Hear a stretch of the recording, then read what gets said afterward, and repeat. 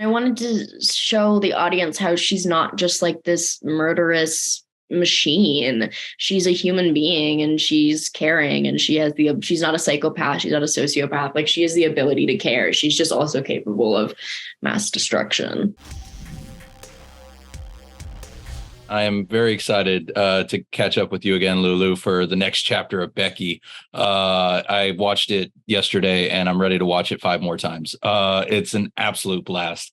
What was it like when you first heard the announcement that they wanted you back for another installment? It was really exciting. I remember wrapping the first Becky and people being like, "Oh, time for a sequel." And it felt just like bullshit to me at the time. I was like, "You're just saying that." But when I actually got the call being like, "Are you down to make the sequel?" It was incredibly exciting. Of course, I was so down to do that. Becky's one of my favorite characters I've ever had the pleasure of playing. And I couldn't wait to see where we could take her. And I knew that everyone involved creatively would really hear me out on my ideas. And they so did. And it was an incredible opportunity. And I had a fantastic time on set. And now it's coming out and it's unbelievable. I think people are if they like the first one, they're gonna love this one even better, in my opinion. So you talk about the creative input that you had on this one. I'm curious, what were some of the ideas and the story beats that you pitched that they took? It was really important to me that she was more developed as a character because, I mean, a couple of years have passed between the first and the second films, and a lot has happened to her in that time. She's been training, she's been to foster home to foster home to foster home, and she is now in what's like close enough to a home that she's ever going to get. She's got a job, like her life is her version of normal.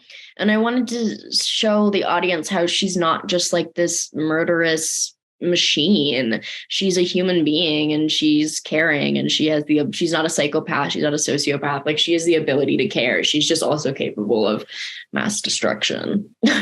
I love the way the film balances that, especially the diner scene at the beginning where it's like right away, I didn't do it. I want to, but I didn't. It's a great balance of that.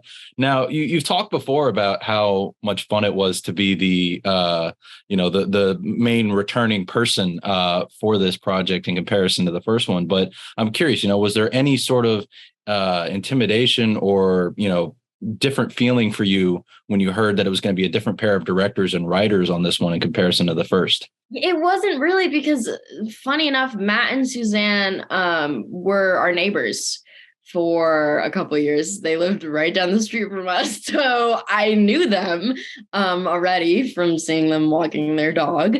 Ace, what's the dog's name? Ace Ventura Pug Detective. Great dog. But no, I mean, it wasn't. I'm always like a little apprehensive coming onto a new project, just being like, how are these people going to work? How's this going to pan out? But I was pretty confident in them. After a couple meetings with them, I was just excited to get working. I knew that they would hear out all of my ideas and really work with me creatively, and not be, snooty and uptight, given that I'm still just a kid actor. They were very respectful and very appreciative of everything that I had to offer. Well, I'm glad that they could do that for you because it's a great collaboration. Came out well. So you mentioned the training that Becky's undergone over the past couple of years. And so I'm curious what training you did yourself to prepare for this, because there is a lot of stunt work that went on in the film. It was a very physically taxing experience. I myself fence and box, and my fencing coach is also a stunt person, and she was able to help me for the couple months before filming. We met a couple times a week, and she taught me how to do a forward roll, which I had no idea how to do, and a backward roll and a side roll, and taught me how to walk with a crossbow and not look stupid and throw knives and all that jazz. It was really actually an incredible experience. And without that, I think it would have been a lot harder to step into the role, because it was way more physical than I was at first thinking, even after reading the script tens of times. Even as a fan of the original, I was very surprised by how much bigger this one became. But I love that at the same time. If you're going to go with a sequel, go bigger.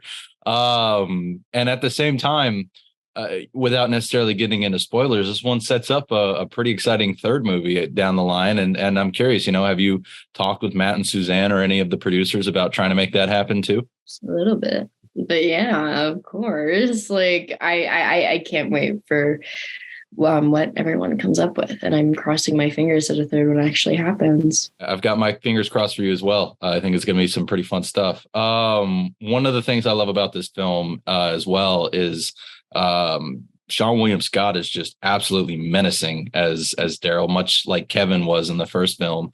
And even though you two don't share a lot of screen time, I'm curious what that was like to play against him, much like you did with Kevin in the first film. I ended up spending a lot of time with him, just like in between takes on set in our little holding area. He's just a fantastic human being, and it was so amazing seeing him flip that switch between this genuine literally the sweetest guy I've ever met to this madman, to this crazy neo-Nazi ringleader type. It was amazing working with him. He was perfect for that role in like all the best ways. Not like he's a neo-Nazi, but he really brought something to the movie that it needed. And I'm really thankful that he ended up being Daryl. I was talking with him earlier and we were talking about his monologue that you're kind of hiding for. And there's something authentic that he brings to the role that's just powerful to watch. And so speaking of monologues, I mean, we can't talk about monologues without your intense scene with the two Daryls and that chair. I mean, just what an incredible scene to watch. What was it like? What were you feeling going into filming that scene in particular? I was really looking forward to it. I knew that both the Daryls, the pair of Daryls, would bring something really strong to that scene. And it was very necessary, I think, to see Becky kind of break down for a second and to feel pretty helpless, and then obviously to go back and, kick some ass.